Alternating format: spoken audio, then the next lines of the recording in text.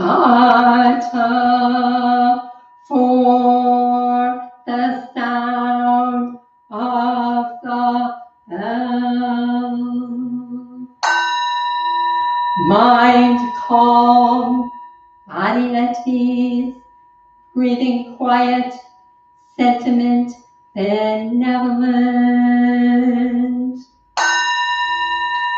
Dharma friends, sitting still in vital silence, wanting nothing, we practice eco-Buddhism together. The sound of the temple bell booms for all to cease from conflict. May the way of Buddha usher in the dawn of non-violent global village forever. Here is the after sound of the bell.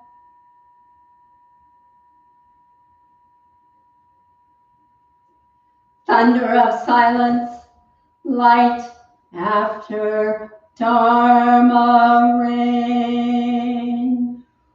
Om Amoga Mahvairokana Mahamudra Mani Padma Chavala Traya Pravartaya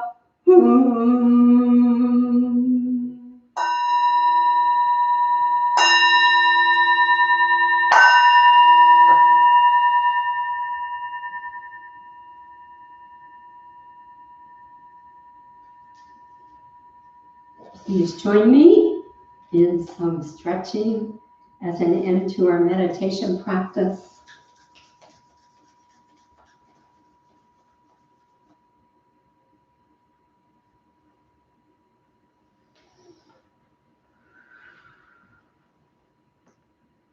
Remembering to breathe as we loosen up, wake up our bodies after sitting.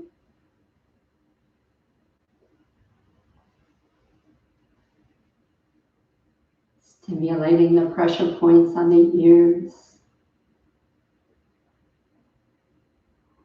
Stretching the lower back.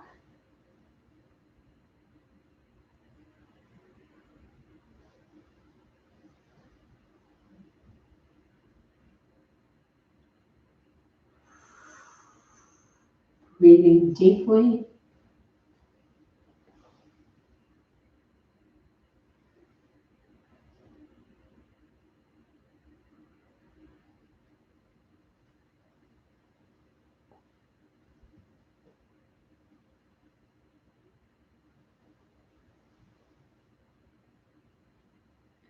Just being with each movement of your body.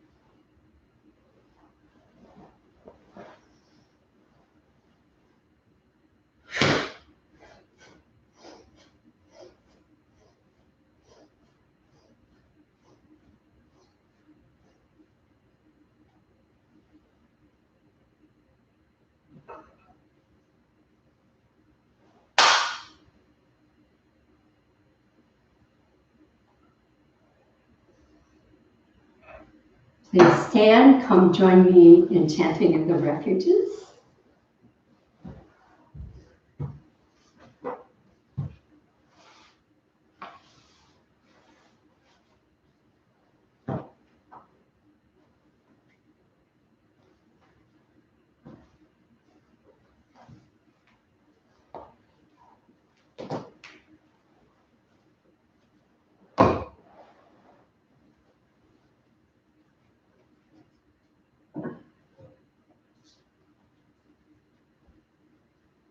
First in Sino-Korean, and then we'll do the English version.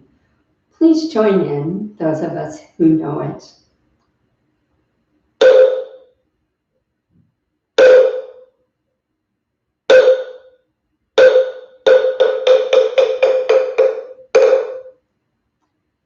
시심 후회면에 시방 삼세 체망 차해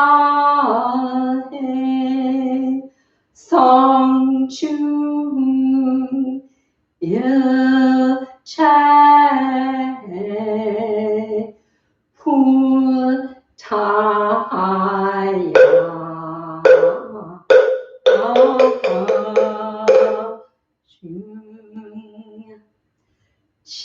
시심 회면에 시방 삼세 체망 차해 성중 일체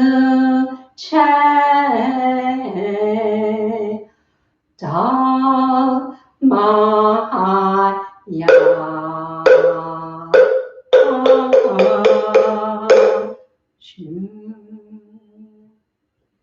시심 회면에 시방 삼세 체망 차해 성중 일체 성가야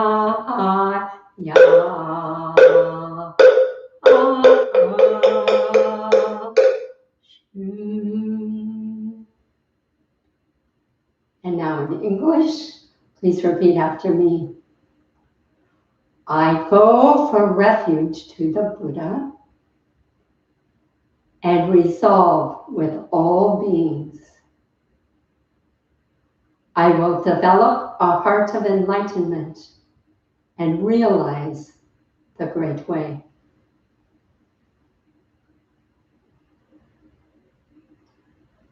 I go for refuge to the Dharma and resolve with all beings. I will penetrate the teachings and uncover oceans of wisdom.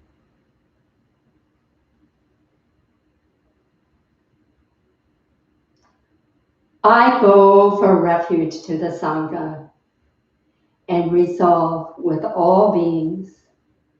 I will seek peace and happiness for the many and transform this world into awakened lands unimpeded.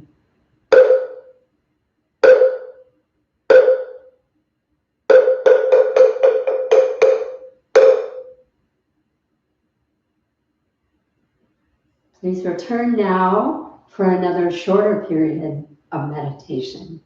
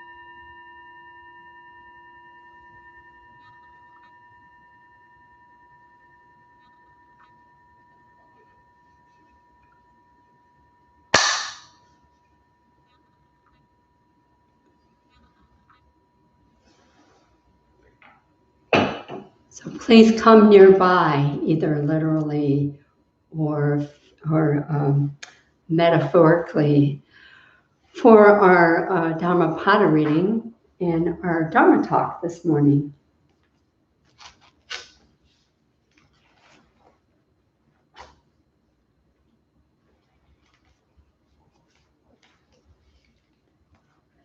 This morning, our Dharmapada reading is from the chapter Mischief. It's the first page of this new chapter. Be quick to do good. If you are slow, the mind delighting in mischief will catch you. Turn away from mischief, again and again turn away, before sorrow befalls you. Set your heart on doing good. Do it over and over again, and you will be filled with joy. A fool is happy until mischief turns against them, and a good one may suffer until their goodness flowers.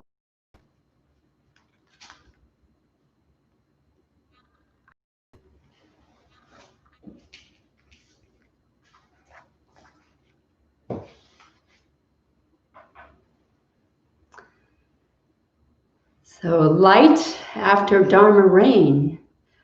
This morning we are refreshed by a nice rainfall. It fell on Friends Lake, where Haju is spending time with her family, tuning into Peace Camp events. It fell on Beaver Island, where Hayun is enjoying being in the family home near the shoreline. It fell here in Ann Arbor. And now Spencer and I are here with you in the meditation space in our Sangha house. So welcome in from the 10 directions, and good morning all you Buddhas and Bodhisattvas. Last time I gave a Dharma talk from the farm. Haju said that she could not hear me all that well. And I believe Spencer is looking at the chat box. So if I am not speaking loudly enough, he's going to give me some sort of signal to speak up a little bit.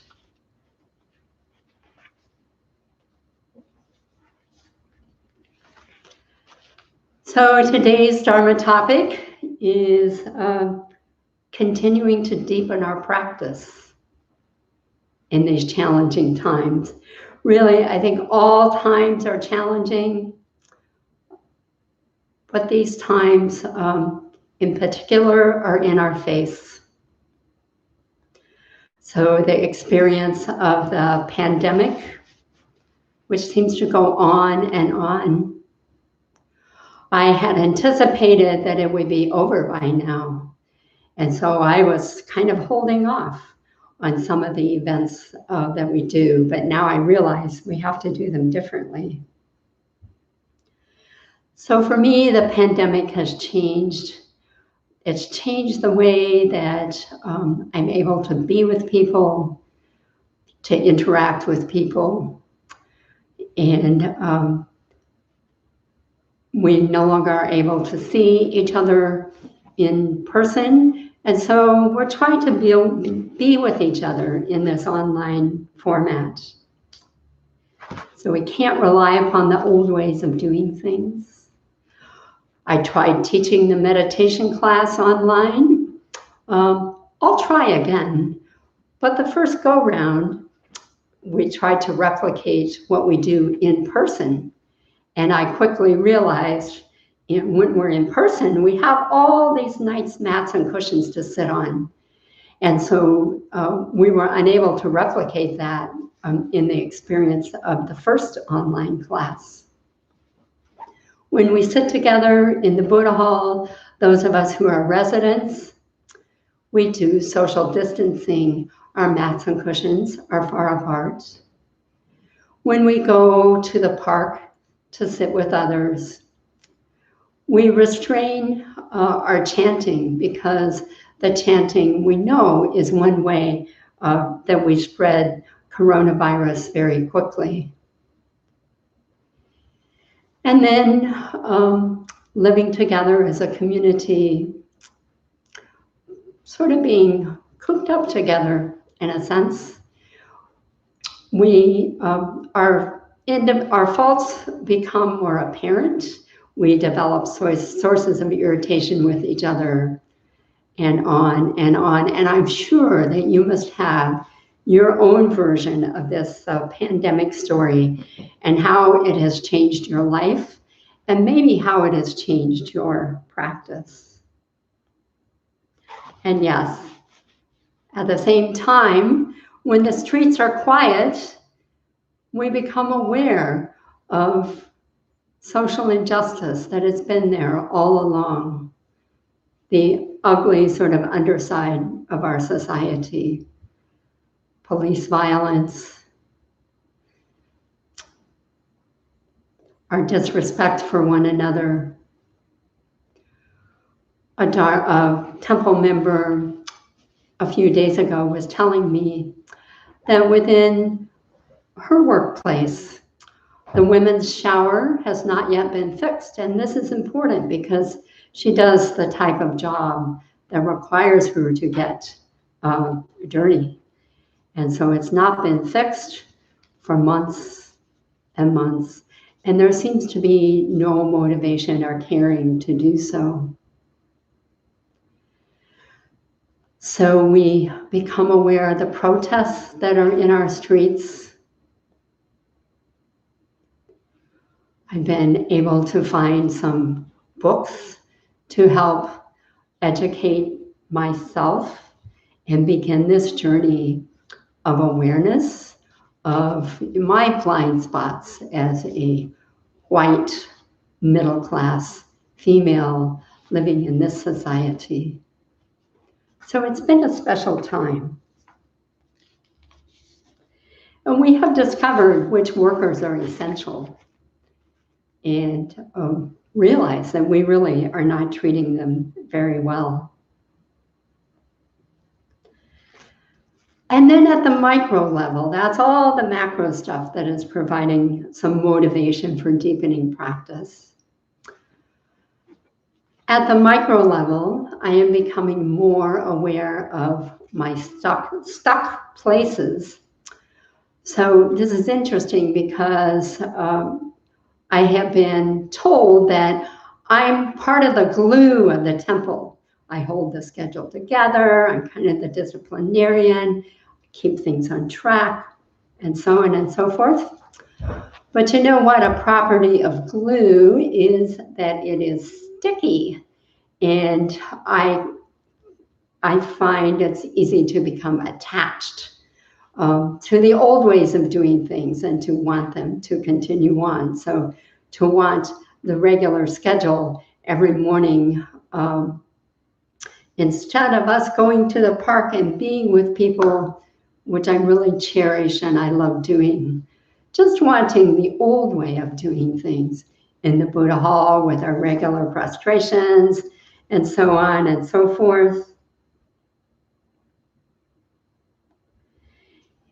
And in doing Dharma talks, used to do a Dharma talk at 4 p.m. services every week, and we've not had 4 p.m. services for a really long time. So in some ways, I feel like I have forgotten how to give a Dharma talk. But one thing I am learning is to try to speak more from my own experience as opposed to the experience of others or reading things.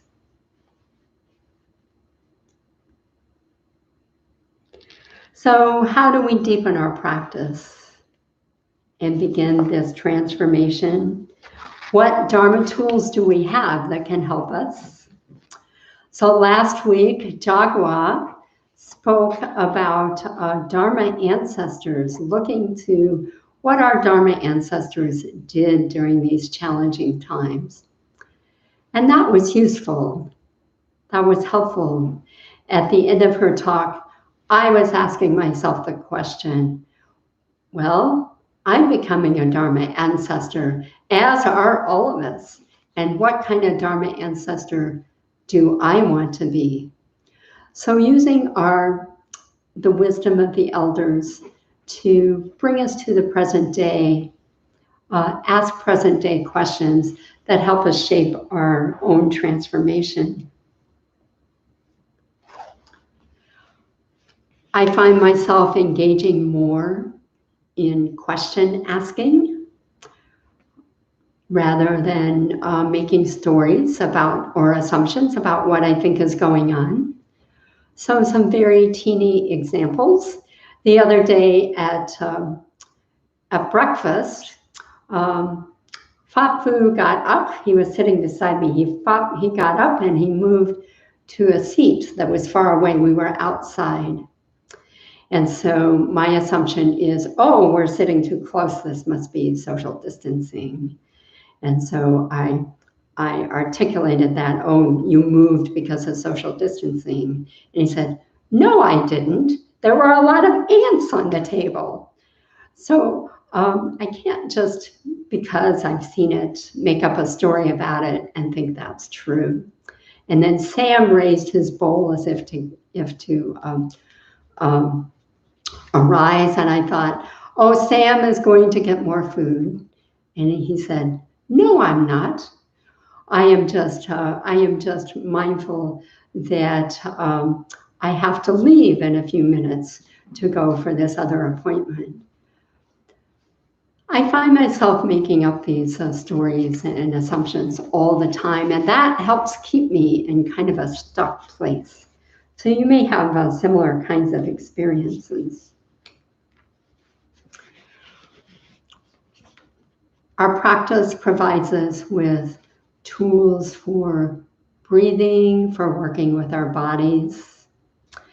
It's been really nice. For the past week, we've had 2 summer work study students staying with us. And as part of their stay here, we did some special body practice in the morning. These energy exercises that Haji Sunam does every day, and she has learned from Dr. Liu.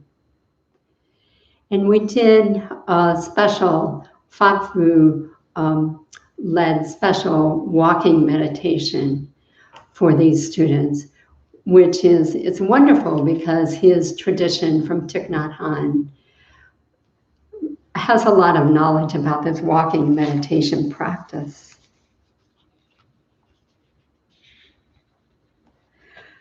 So, but most especially, I think a way to deepen our practice is to cultivate don't know mind.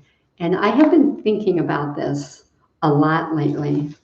So this don't know, this not knowing, it's an admission that we don't know everything and we're creating a space for something new. Other words you may have heard for don't know mind, beginner's mind, wonder mind, all of these are the same. Different Zen masters may use different labels. Sengsan, a Korean Zen master of the quantum school, uses the term don't know mind. And I found a small video clip of one of the teachers of the quantum school. Her name is Bun Young from Cambridge Zen Center, who told this beautiful story about the experience of don't know mind. And so I want to share it with you. So she has made pilgrimage to Korea. She knows of temples in Korea. And if you visit there, you will see in every temple, right below the roof, there are these big jars of things, food that the Tenso uses to prepare meals. And so one of these giant urns may contain rice, another kimchi, another tofu, and so on. Of course, these items are monitored carefully by the Tenso as part of a mindfulness practice. And one day it was brought to the attention of the community that tofu was disappearing from the container of tofu.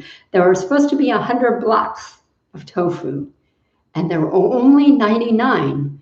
So, and this happened repeatedly, consistently over time. So what was going on? And they decided to post a sentry at night, post someone to watch and see if they could find out what's happening to that missing tofu. So one night, a young monk was assigned to this duty, sitting there in meditation, sitting there, sort of with this don't know mind. And pretty soon he sees this black shadow coming near the giant urn of tofu. And it was a black cat. And the cat just sat there, looking into that urn, looking. Nothing happening. But then here comes a block of tofu floating to the top of the urn, and the cat whisks it away. Almost as if that cat had willed the tofu to the top of that urn of water, because all the tofu was in the bottom and the water was on the top. So that tofu had to arise from the depths. So just sort of a don't know mind, wonder kind of experience of discovery. So this don't know mind, it's really kind of a type of energy that comes from our suspending our usual assumptions and beliefs. Samusunam in Song and Meditation says, be a little dumb, pure, and innocent to enter this world. So what happens when we adopt this don't know mind? Shunryu Suzuki, who calls it beginner's mind, reminds us that in the beginner's mind, there are many possibilities. In the expert's mind, there are few. So it's creating a space for learning. Thich Nhat Hanh, another famous Zen teacher, refers to don't know mind as being associated with the energy of bodhicitta. And if you're not familiar with what bodhicitta is, that's the aspiration for enlightenment and for helping others. And so he says, with the energy of bodhicitta, even if you're caught in a hurricane, you'll stand solidly. This beautiful source of energy is also called beginner's mind. Please do everything in your power to protect and preserve this mind for your parents and for all beings. Live and practice in a healthy environment and maintain your beginner's mind for a long, long time. So it creates sort of a stability in the hurricane of events that are going on around us. I've been reading a book, See No Stranger, from Valerie Carr. I think Haju Sunim may have referred to this in her last Dharma talk. And she talks about this sense of wonder, this sense of beginner's mind, as being a very important part of social change. She refers to it as, you are a part of me that I do not yet know. So it's this beautiful space for connection. So this past week, I was asked to come and be at a funeral of a family that I did not know. Some members were from Chicago, some were from Ann Arbor. This was a sudden passing. And the young man who passed had Buddhist connections. And so they wanted somebody with a Buddhist background, a priest, to come and be with the family and to give some readings at the funeral. And so I went. At first I had much trepidation. I said, I'm not sure this is really something that I should do. I'm not sure this is something I can be helpful with at all. But thinking about death as I have known it and the loneliness of those who are left behind, I knew it was important that they have some sort of sense of comfort, so I tried. And I went to this event, and really it was an experience of just being with the family, sharing in their grief, becoming one with that. And Valerie Carr, in her book, talks about the importance of sharing our grief. This is a topic also that our Dharma teacher, Kusa, from Colorado Springs, has had some experience with and may talk to us about at a future time. So this grieving process, this being with, part of Don't Know Mind. In Valerie's book, she talked about a project that she had worked on documenting hate crimes right after 9/11, hate crimes being directed at the Sikh community, at the Muslim community, at Asians, anybody who looked even faintly like the perpetrators of the crime.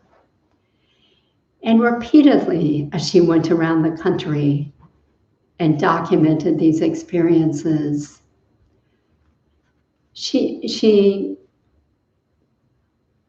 felt, she got caught up in this process of shared grieving. So the separation between the camera, the separation between her as a documenter and the families disappeared. At the root of Don't Know Mind, then, is this sense of oneness that is very, very precious, helps all of us to grow together. So back to this idea, this is a part of me that I do not yet know. It's important to continue to cultivate Don't Know Mind. So I particularly love Samusunam's Song of Meditation, which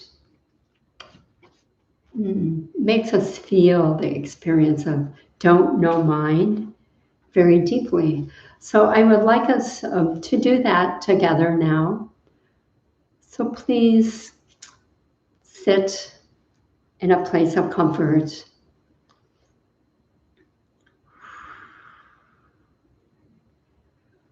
Begin to breathe.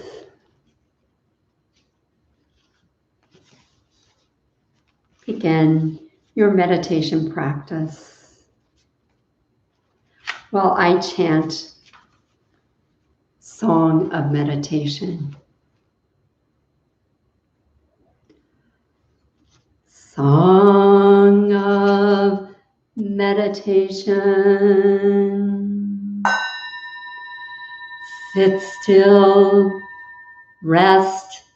You're one with all beings insentient, rocks, trees, mountains, rivers, clouds, sky. Breathe, concentrate. You're one with all beings sentient, birds, animals, insects, worms, fish, humans.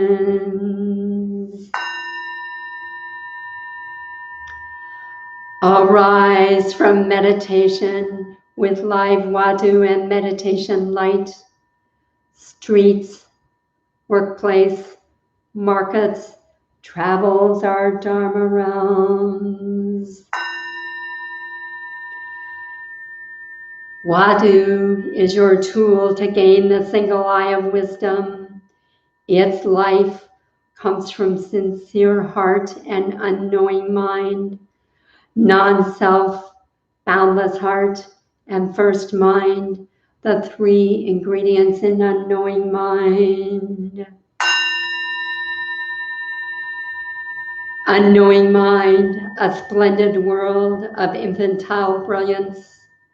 Be a little dumb, pure, and innocent to enter this world, so you may cry without bitterness, laugh like the morning sun.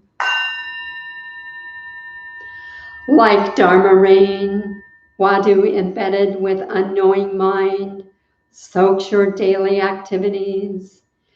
Tears flow from skyscrapers, wooden men rise to dance, and flowers bloom on highway signs.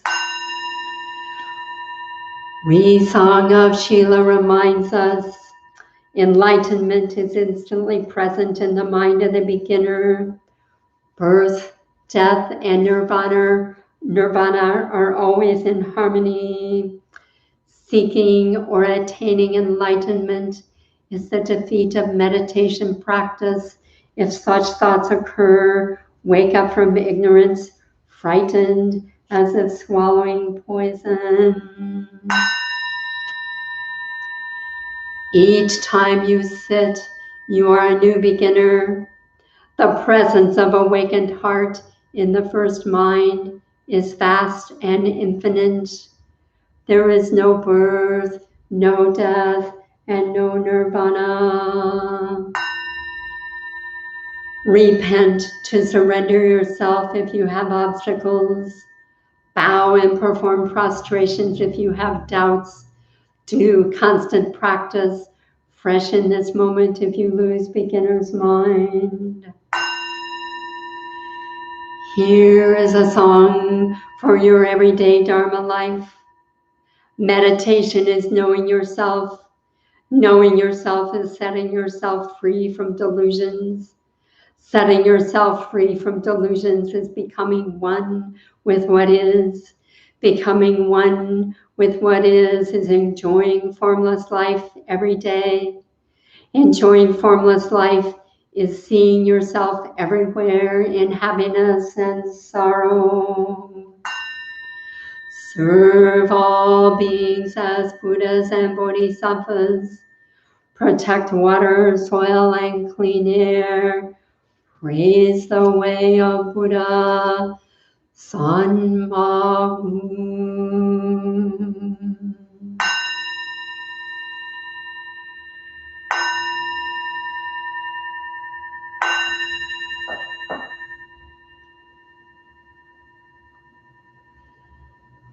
Please take this opportunity to cultivate your unknowing mind through meditation practice for the next 5 minutes until you hear the sound of the bell.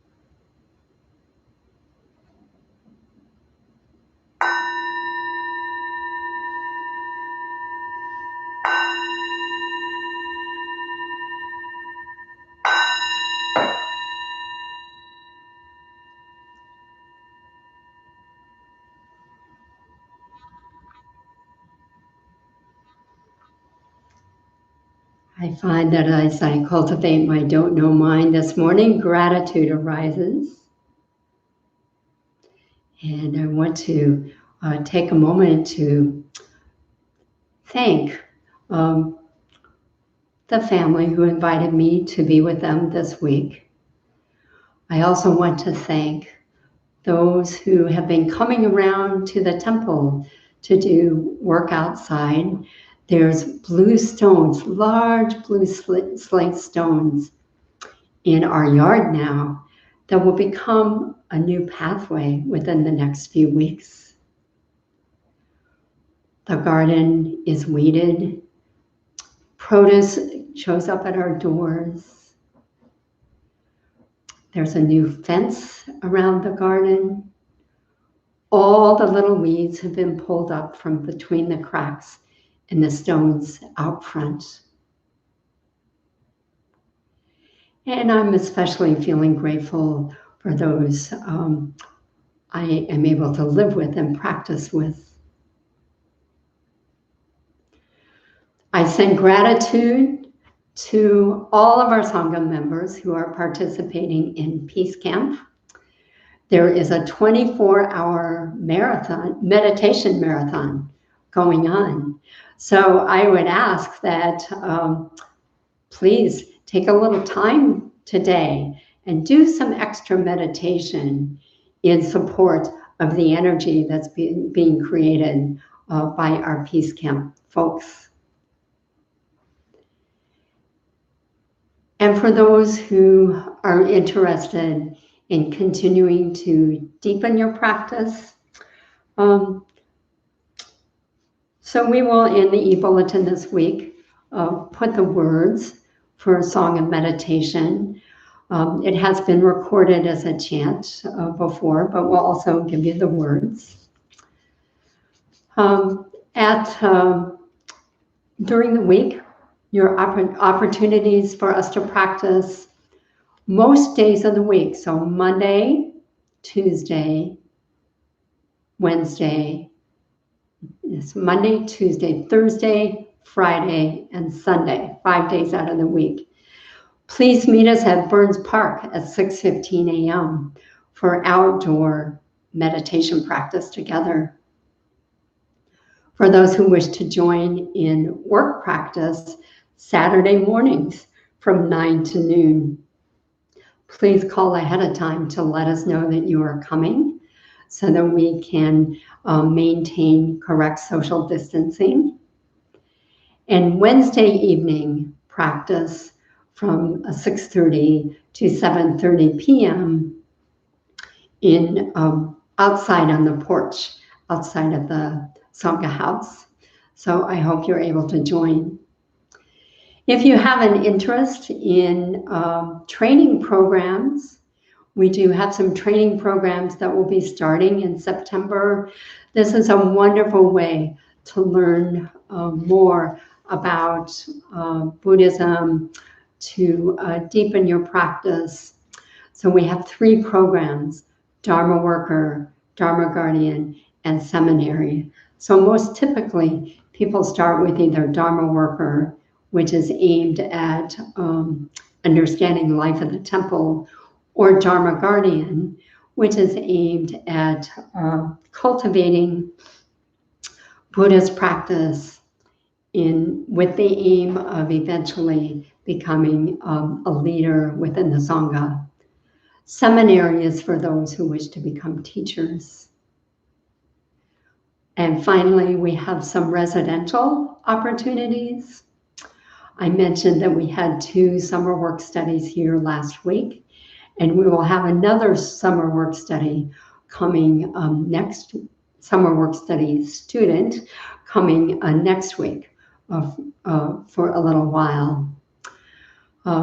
We try to stay very safe here, so those who come will be given, we ask that you have COVID-19 test first, and we are careful about our social distancing as we integrate you into the community.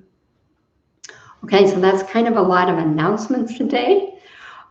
Thank you for listening all the way to the end. And please join the tea time, which will be offered immediately after service with Tongsan and Kusa. So be well, everybody. Goodbye.